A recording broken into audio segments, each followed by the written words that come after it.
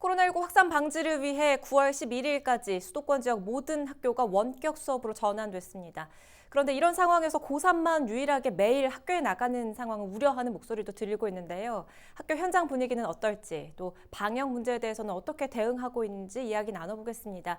이기철 인천 외국어 고등학교 교장과 화상 연결돼 있습니다. 선생님 반갑습니다.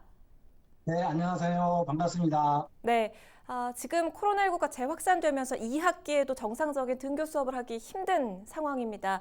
학교 현장 분위기 어떻습니까? 현 상황이 사회적 거리두기 2단계를 3단계로 검토할 만큼의 심각한 위기가 현실화되고 또다시 고3을 제외한 1, 2학년들이 원격 수업으로 돌아가자 다소 술렁이는 부분도 있지만 이러한 반복이 학습되어서인지 부담감한 분위기가 있는 것도 사실입니다. 불안하지만 크게 놀라는 분위기는 아닌 것 같습니다. 병약자들이 2차, 3차의 팬데믹을 예고하고 있음에도 이제는 일상이 되어버린 뉴 노멀의 분위기인 것 같습니다. 지금 고3 수험생들의 경우 등교 수업을 진행하고 있는데 어떻게 진행되고 있는지도 궁금하고요. 또 학생들 전반적인 분위기는 어떻습니까? 학사 일정에 맞춰 진행되고 있기는 하지만 여러 가지로 불안함이 많이 있는 것이 사실입니다. 사실 이 시기가 고3 학생들이 대입을 위해 가장 중요한 시기인데 학생들의 마음속에는 대입 전형이 계획대로 진행이 될지에 대한 불안감이 있습니다. 전면 등교 중지라도 되지 않을까 하는 불안감과 그렇게 되면 어떻게 고3을 마무리해야 하는가 하는 불안감이 항상 자리하고 있습니다. 저는 이번 코로나19 사태가 우리 대입제도에 대해 숙제를 던졌다고 생각합니다.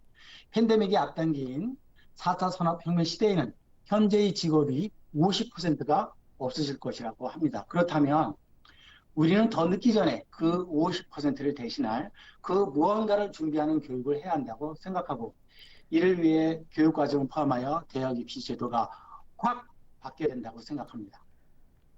진로 진학 준비 때문에 매일 등교해야 하는 우리 고3 학생들 정말 염려가 되는데요. 방역을 위해서 교장 선생님께서 직접 항균 필름을 개발하기도 하셨죠. 지금 이 코로나19 사태가 장기화되고 있는 만큼 학교 방역 문제도 더 고민이 되실 것 같아요. 어떻게 대응하고 계신가요?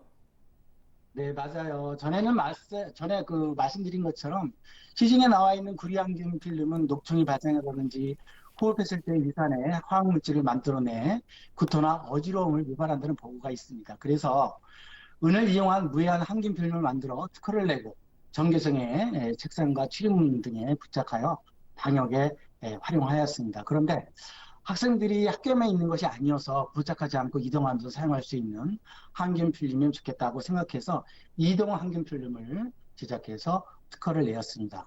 이번에는 이동 항균 필름을 활용할 예정이고요.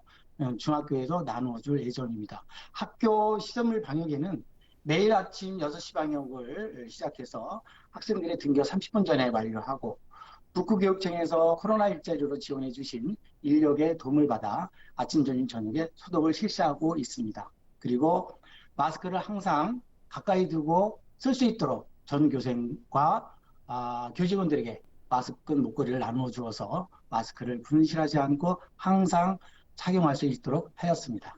네. 자, 그래서는 안 되겠지만 학교에서 만약에 확진자가 나왔을 상황에 대비해서는 또 어떤 매뉴얼 갖고 계십니까? 그러게요. 그런 일이 없으면 좋겠지만 확진자가 발생한다면 기본 매뉴얼에 의해 자가격리 등이 이루어질 것입니다. 그리고 교사들은 전원 재택근무와 원격 수업이 진행될 수 있는 만반의 준비를 해 놓았습니다. 코로나로부터 누구도 자유로울 수 없지만 그것 때문에 우리 학생들이 교육이 멈춰서는 안 된다고 생각합니다. 학생들의 미래를 디자인하도록 해야 하니까요.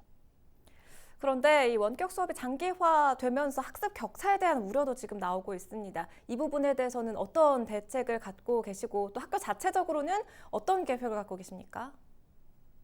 네.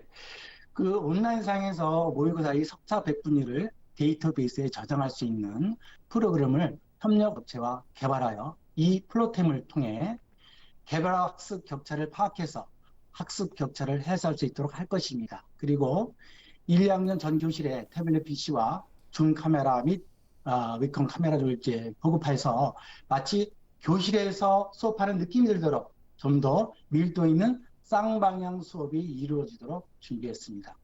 장시간 원격 수업으로 인한 쌓인 스트레스를 위해 상담을 활성화하여 이에 대비할 것입니다.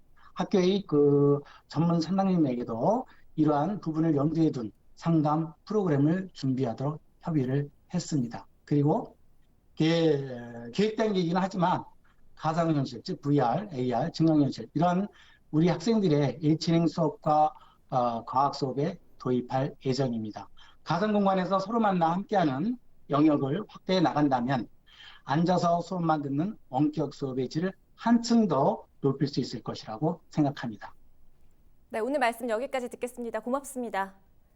네, 감사합니다. 이기철 인천 외국어 고등학교 교장 선생님과 이야기 나눠봤습니다.